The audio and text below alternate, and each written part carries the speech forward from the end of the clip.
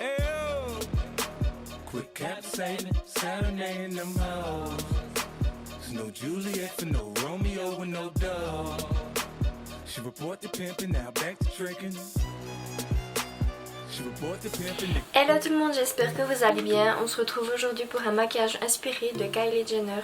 Elle se maquille beaucoup dans des tons orangés, foncés, avec toujours des lèvres nude et des cils énormes. Donc c'est ce que j'ai essayé de recréer, donc j'espère que ça vous plaira. Et que j'ai évidemment recréé avec sa palette, qui est vraiment magnifique, avec des tons orangés, foncés. Il y a vraiment tout ce qu'on peut chercher dans une palette. Moi j'adore quand il y a... Enfin j'adore. Je trouve que c'est vraiment nécessaire qu'il y ait un blanc crème mat pour uniformiser la paupière, aniriser les oranges parce que je me maquille toujours avec puis que j'adore les mettre dans le creux de paupière. Et évidemment un noir. C'est très important dans une palette, à mon sens. Le seul truc que j'ai vraiment à lui reprocher, c'est qu'il n'y a pas de miroir. Puis c'est vraiment dommage parce que bon, on a forcément besoin d'un miroir pour se maquiller. Et autrement, elle est parfaite et j'espère que le tuto vous plaira. J'ai déjà fait un œil pour que ma vidéo ne dure pas 30 minutes. Je prends ma base de chez MAC en teinte soft ocre et je viens l'appliquer sur toute ma paupière. Je tape gentiment au doigt, c'est comme vous voulez. Je préfère le rendu au doigt. Ensuite, je viens prendre la couleur mat justement de la palette pour venir uniformiser la paupière et faire que les fards tiennent mieux. Et avec cette couleur orange, je vais l'utiliser comme couleur de transition et je viens la placer dans le creux et j'intensifie gentiment.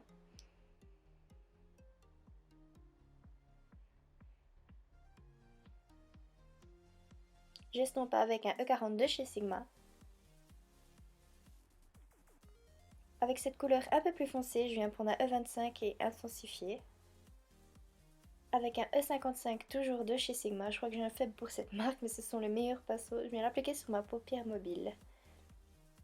Et ensuite je vous laisse avec les explications, je pense que c'est assez clair. Et j'estompe encore. Et je me suis dit qu'à la place de faire un trait de liner normal, j'allais utiliser la poudre de la palette et que ça faisait un rendu un peu plus sophistiqué, un peu plus fumé, quelque chose d'un peu de différent. Et quelque chose qui se rapproche un peu plus d'elle parce que je la vois pas souvent utiliser des liners mais plutôt justement de la poudre.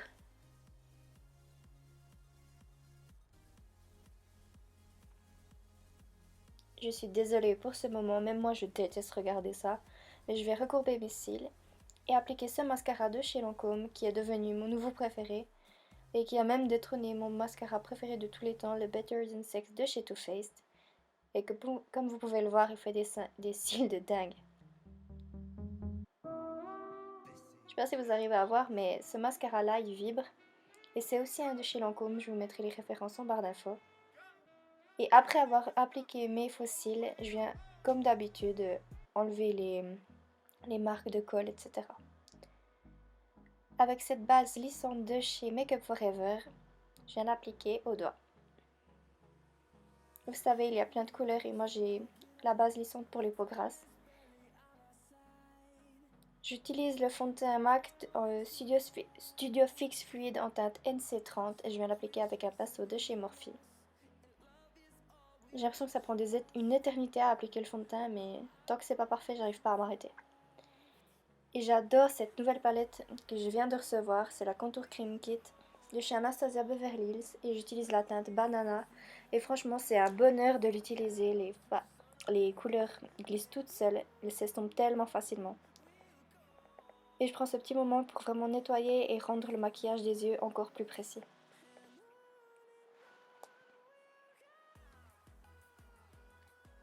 Et comme d'habitude, le nez, le front et le menton.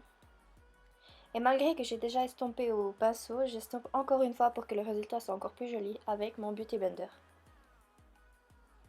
Je viens tracer maintenant mon contour avec la couleur Chocolate.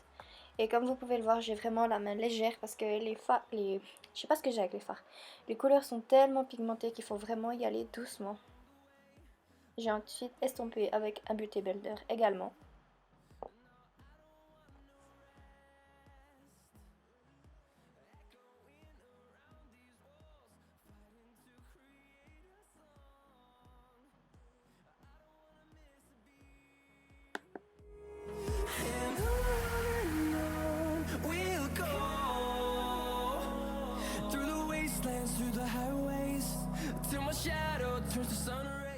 Je vais ensuite matifier mon visage avec la poudre translucente de chez Laura Mercier que j'adore.